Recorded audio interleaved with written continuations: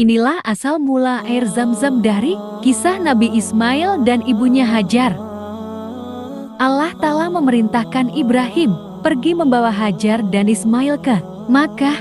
Maka Nabi Ibrahim memenuhi perintah itu dan ia pun pergi membawa keduanya ke Makkah di dekat tempat yang nantinya akan dibangunkan Ka'bah. Tidak lama setelah sampai di sana, Nabi Ibrahim meninggalkan Hajar dan Ismail di tempat tersebut dan ingin kembali ke Syam. Ketika Hajar melihat Nabi Ibrahim pulang, maka Hajar segera mengejarnya dan memegang bajunya sambil berkata, "Wahai Ibrahim, kamu mau pergi kemana? Apakah kamu tega meninggalkan kami di lembah yang tidak ada seorang manusia dan tidak ada sesuatu apapun ini?"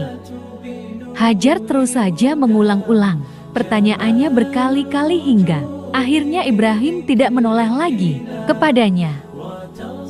Akhirnya Hajar bertanya, "Apakah Allah yang memerintahkan kamu atas semua ini?" Ibrahim menjawab, "Ya." Hajar berkata, "Kalau begitu, Allah tidak akan menelantarkan kami." Kemudian Hajar kembali dan Ibrahim melanjutkan perjalanannya hingga ketika sampai pada sebuah bukit dan mereka tidak melihatnya lagi. Ibrahim menghadap ke arah Ka'bah, lalu berdoa untuk mereka dengan mengangkat kedua belah tangannya. Dalam doanya ia berkata, "Ya Rabb kami, sesungguhnya aku telah menempatkan sebagian keturunanku di lembah yang tidak mempunyai tanam-tanaman di dekat rumah Engkau Baitullah yang dihormati. Ya Rabb kami yang demikian itu agar mereka mendirikan syalat, maka jadikanlah hati sebagian manusia cenderung kepada mereka dan beri rezekilah mereka dari buah-buahan. Mudah-mudahan mereka bersyukur." Qis. Ibrahim 37. Kemudian Hajar mulai menyusui Ismail dan minum dari air persediaan hingga ketika air yang ada pada geriba wadah kulit habis, ia menjadi haus, begitu juga anaknya. Lalu ia memandang kepada Ismail, sang bayi yang sedang meronta-ronta. Kemudian Hajar pergi meninggalkan Ismail dan tidak kuat melihat keadaannya. Maka dia mendatangi Bukit Syafa sebagai gunung yang paling dekat keberadaannya dengannya. Dia berdiri di sana lalu menghadap ke arah lembah dengan harapan dapat melihat orang di sana. Namun dia tidak melihat seorang pun. Maka dia turun dari Bukit Syafa dan ketika sampai di lembah, dia menyingsingkan ujung pakainya, lalu berusaha keras layaknya seorang manusia yang berjuang keras.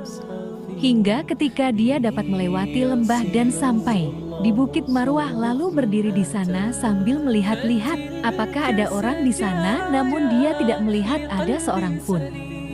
Dia melakukan hal itu sebanyak 7 kali antara Bukit Syafa dan Marwah. Inilah yang jadi asal adanya syariat Sa'i. Saat dia berada di puncak Marwah, dia mendengar ada suara, lalu dia berkata dalam hatinya, "Diamlah, yang Hajar maksud adalah dirinya sendiri." Kemudian dia berusaha mendengarkannya, maka dia dapat mendengar suara itu lagi. Maka dia berkata, "Engkau telah memperdengarkan suaramu jika engkau bermaksud memberikan bantuan." Ternyata suara itu adalah suara malaikat yang berada di dekat air Zam-Zam. Lantas malaikat tersebut mengais air dengan tumitnya atau sayapnya hingga air keluar memancar.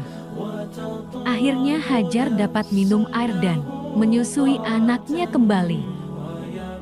Kemudian malaikat berkata kepadanya, "Janganlah kamu takut diterlantarkan, karena di sini adalah rumah Allah yang akan dibangun oleh anak ini dan ayahnya. Sesungguhnya Allah tidak akan menyia-nyiakan hambanya." Sampai sekarang air Zam-Zam telah memberikan banyak manfaat kepada umat, khususnya para jamaah haji dan umrah. Di antara dalil-dalil yang menunjukkan keutamaan air Zam-Zam dapat disebutkan sebagai berikut. Dari Jabir berkata, "Saya mendengar Rasulullah bersabda, air Zam-Zam itu tergantung niat orang yang meminumnya. Maka barang siapa yang meminum air Zam-Zam dengan niat yang tulus, maka Allah akan mengabulkannya." Air Zam-Zam bukti nyata pemberian Allah dan membawa manfaat besar bagi Masjidil Haram. Nabi Shallallahu Alaihi Wasallam menyebut Zam-Zam sebagai minuman yang diberkahi. Dalam hadis dari Abu Dzar radhiyallahu anhu, beliau menceritakan pengalamannya ketika di Masjidil Haram. Selama sebulan, tanpa bekal makanan apapun, Abu Dzar hanya minum air Zam-Zam dan itu sudah mencukupi untuk menjadi bekal hidup baginya.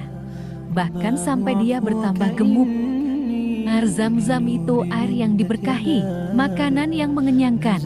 Hadis Muslim 6513 dan Ibn Hibban 7133. Dalam riwayat Tayalisi, terdapat tambahan, Zam-Zam juga obat bagi penyakit. Musnad At-Tayalisi 459. Ibnu Abbas radhiyallahu anhu ketika minum Zam-Zam, beliau berdoa, "Ya Allah, aku memohon kepadamu ilmu yang bermanfaat, rizki yang luas dan obat dari setiap penyakit." Hadis Abdurrazak 9112. Ibnu Mubarak, ulama ahli hadis ketika minum air Zam-Zam, beliau mengatakan, "Ya Allah, sesungguhnya Rasulullah Shallallahu Alaihi Wasallam bersabda, air Zam-Zam berkhasiat sesuai niat ketika minum. Karena itu ya Allah, aku minum ini agar tidak kehausan di hari kiamat." Mujam Ibnul Mukri 364. Imam Hakim An-Naisaburi, penulis kitab Mustadrak, beliau pernah mengatakan, "Saya minum air Zam-Zam dan saya memohon kepada Allah agar Dia memberiku bisa menghasilkan karya yang bagus." Al-Hafidz Ibnu Hajar, beliau mengatakan, "Aku minum air Zam-Zam agar bisa memiliki kekuatan hafalan seperti Adi Sahabi." Ibnu Qayyim mengatakan, "Saya dan teman-teman, saya telah berulang kali mencoba berobat dengan air Zam-Zam dan kami mendapatkan hasil yang luar biasa. Saya mengobati berbagai penyakit dan saya bisa sembuh dengan izin Allah." Zadul Ma'ad 4/319.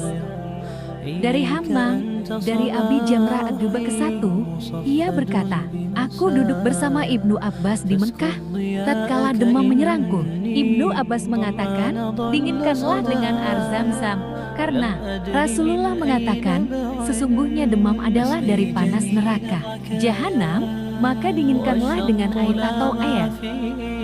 Ibnu Taimiyah berkata, seseorang disunahkan untuk meminum air Zam-Zam sampai benar-benar kenyang dan berdoa ketika meminumnya dengan doa-doa yang dikehendakinya. Tidak disunahkan mandi dengannya menggunakan air Zam-Zam. Dari Abi Tufil, dari Ibnu Abbas radhiyallahu anhu, ia berkata, "Saya mendengar Rasulullah bersabda, kami menyebut air Zam-Zam dengan syuba'ah yang mengenyangkan, dan kami juga mendapatkan air Zam-Zam adalah sebaik-baik pertolongan kebutuhan atas kemiskinan." HR Tabrani. Dari Usama, bahwasanya Rasulullah meminta untuk didatangkan segantang air Zam-Zam. Kemudian beliau meminumnya dan berwudu dengannya. Rahmat. Disebutkan dalam silsilah syahihah adalah Rasulullah membawa air Zam-Zam di dalam kantong-kantong air yang terbuat dari kulit. Beliau menuangkan dan membasuhkannya kepada orang yang sedang sakit. Dari Aisyah, ia membawa air Zam-Zam. Ia mengkabarkan, sesungguhnya dahulu Rasulullah membawanya sebagai bekal. Disunahkan bagi orang yang melakukan ibadah haji dan umrah untuk meminum air Zam-Zam setelah melakukan tawaf dan syalat 2 rakaat di belakang makam Ibrahim alaihi salam.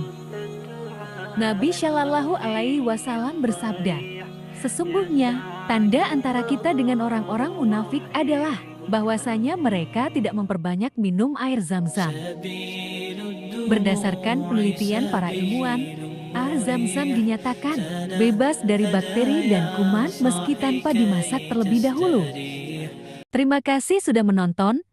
Jangan lupa subscribe, like, dan share ya.